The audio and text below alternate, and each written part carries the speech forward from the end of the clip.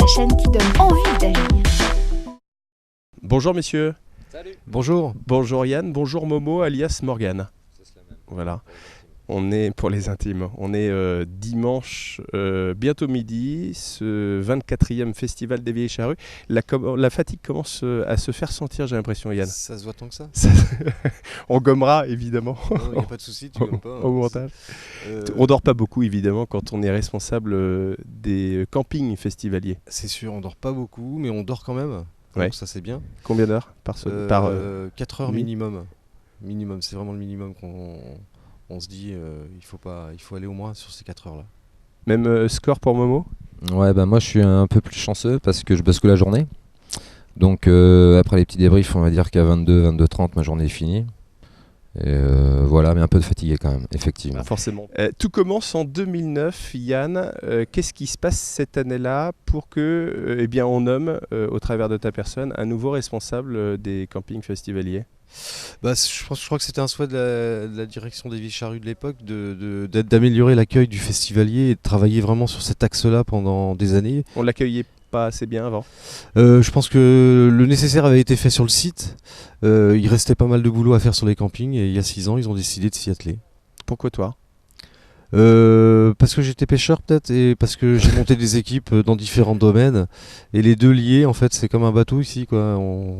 On dort, on se réveille, on va tirer un chalut, c'est un peu comme ça en fait, comme moi je le vois, et que ça se cadence un peu comme des nuits de folie de pêche. Des quarts, oui, on dit des quarts. C'est ça, c'est tout à fait ça. C'est ça. Yann, qu'est-ce que tu constates en 2009 quand tu arrives à la responsabilité en tant que salarié de ces campings festivaliers? On découvre un autre monde. En clair, on a pris une méga claque en fait, et on s'attendait pas du tout à ça. C'est-à-dire? Bah, il y avait un réel travail à faire justement, et on pensait que c'était quand même beaucoup mieux. On s'est lancé dans l'aventure un peu sans avoir toutes les cartes, mais on y a été. Qu'est-ce qui collait pas, Momo? Bah, c'était un monde de folie, effectivement. Il y avait 20 ou 30 000 personnes sur le site, pas grand chose de prévu pour eux en cas de crise niveau sanitaire. Il y avait quasiment pas de sécu, enfin on était débordés, nous on était 10 peut-être à bosser, donc un truc de malade. Et là ta comparaison via les marins c'est pas mal pour cette année-là effectivement. Et depuis bah, ça a bien avancé. Et puis, qu'est-ce que vous faites d'abord là? Quelle décision vous prenez dès 2009-2010 pour améliorer le confort des festivaliers et puis forcément la sécurité? Bah, ça a été après de grandes discussions, puis de décisions aussi avec les régisseurs de l'époque. Mais quoi qu'il arrive, l'accueil des festivaliers n'était pas suffisant au niveau secours sanitaire. Donc il y a eu à partir de ce moment-là des postes de secours sur place. Donc, tout ça, ça a été graduellement. Hein. Tout n'est pas arrivé d'un coup. On a travaillé ensemble avec les services, chose qui ne se faisait pas avant. Les services intervenaient sans vraiment avoir de contact sur le site. Et puis au fur et à mesure, bah, on a réussi à monter un petit truc sympa. Maintenant ça tourne, alors il y a encore du boulot à faire. Bon, à suivre quoi. Qu'est-ce qu'il faut faire encore, Yann? À quoi est-ce que vous êtes particulièrement vigilant? Alors on est vigilant à ce que tout le monde rentre à la maison le lundi dans le meilleur état possible. Donc c'est ça notre travail. Et c'est là-dessus qu'on axe beaucoup de notre travail avec la protection civile et les agents de sécurité qui sont sur le terrain. On est vraiment là pour veiller à ce que tout se passe bien en fait. Tu me disais, il y a une espèce d'anxiété finalement du lundi matin. Matinée où on ne sait pas trop comment vont se réveiller les festivaliers qui ont fait la fête pendant 4 jours. Ouais, il y a une petite angoisse du lundi matin, c'est l'angoisse de la tente qu'on doit ouvrir parce qu'il reste des tentes bien sûr sur le festival. C'est surtout cette angoisse-là qu'on a nous et les agents de sécurité d'ouvrir les tentes à la fin du festival, celles qui seront restées. Et c'est là des fois qu'on fait des mauvaises découvertes. Donc c'est un petit moment qu'on n'aime pas trop et on n'est jamais tombé dessus pour l'instant. Et on espère que ça continuera comme ça. Bien sûr. En matière de sécurité, vous avez développé une sorte de ceinture extérieure à chaque camping. Il y en a combien au total? 12, hein, c'est ça? 12 campings. Il y a 12 numéros, il y a un peu moins de camping. Il y a 15-17 hectares si je ne me trompe pas, Yann, c'est ça au total? Ça, on est sûr. 40 000 campeurs. En capacité maximum. L'axe rose effectivement a été développé autour des campings parce que l'accès en véhicule sur les campings s'avère assez dangereux à certains horaires. Comme tu as pu le constater, il y a des fois On circule, mais on circule collé serré, quoi. Donc c'est même pas imaginable d'utiliser des gros tracteurs ou même juste des véhicules sanitaires à l'intérieur du camping. Donc l'axe rose a été créé autour de ce camping pour pouvoir accéder à différents campings vers certaines voies que nous après on sécure jusqu'à résolution du problème, quoi. Avec une surveillance visuelle permanente d'agents de sécurité et aussi des maraudeurs qu'on est allé rencontrer. Ouais, tout à fait. Ouais. Alors, il y a 3 intervenants. Il y a la sécurité, sûreté, effectivement, qui tourne aussi sur site. On a la protection civile, donc qui s'occupe des secours. Et nous, on a une équipe de 110 bénévoles, si je dis pas de bêtises, et de 16 salariés.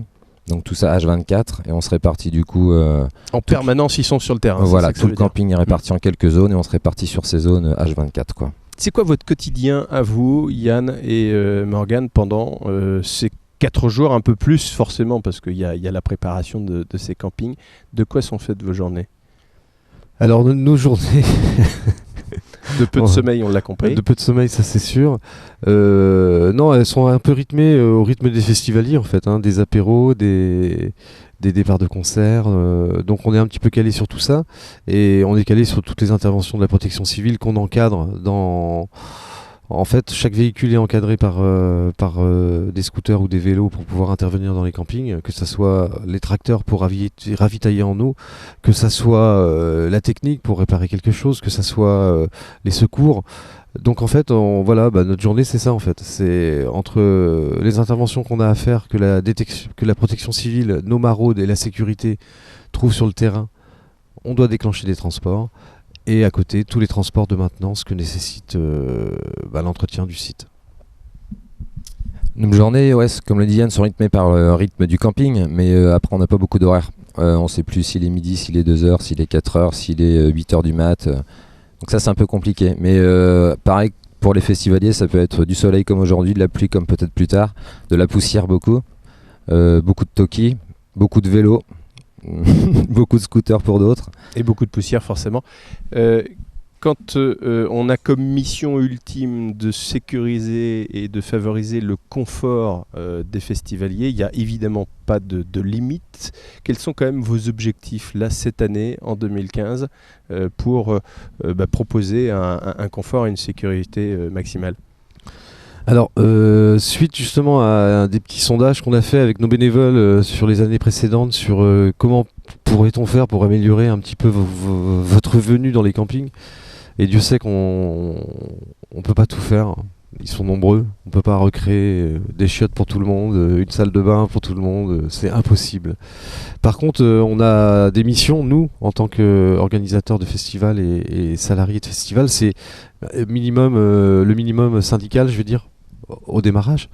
C'est-à-dire que cette année, on a une nouveauté, on a de l'eau potable dans le camping 10, et d'habitude, c'est de l'eau non potable qui sont sur toutes les tours et dans tous les campings, à part bien sûr dans le numéro 4 où il y a les douches, et là, on peut avoir de l'eau potable. Là, on a mis une cuve d'eau potable, et ça fonctionne bien, et je pense que dans les années à venir, on va pouvoir proposer de l'eau plus potable à beaucoup plus d'endroits. Une autre nouveauté cette année, c'était aussi les vols sur les campings. Il y a eu pas mal de vols, il y a des gens qui sont là pour ça, bien sûr. Il y a des voleurs partout.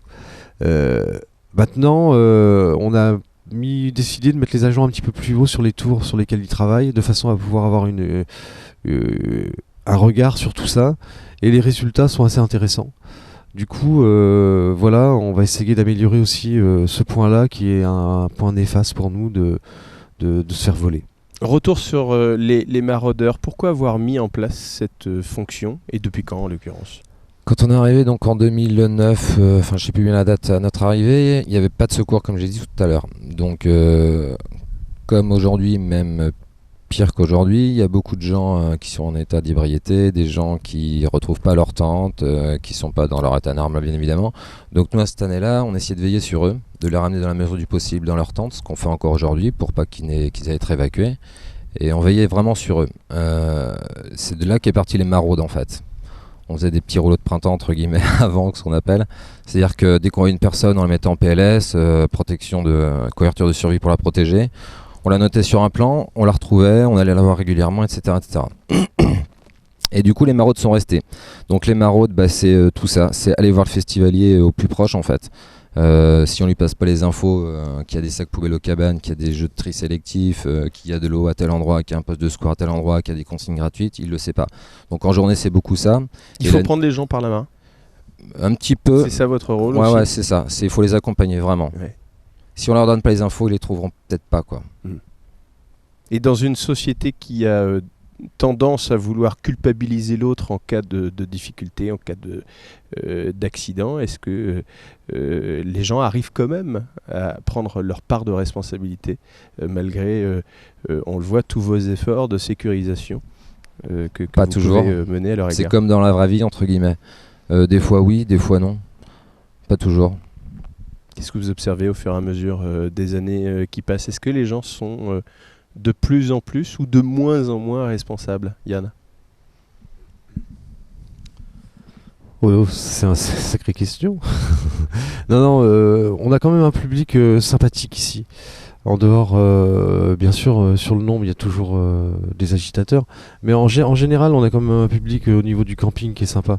Je pense qu'il y a des gens, c'est une institution. Pour eux, le camping, ils vivent d'une façon et essayent de la vivre de la façon la plus identique qu'il y a 15 ans, en fait. Et donc, c'est vrai que la société a évolué. Donc, il y a 15 ans, on faisait pas forcément les mêmes choses qu'aujourd'hui.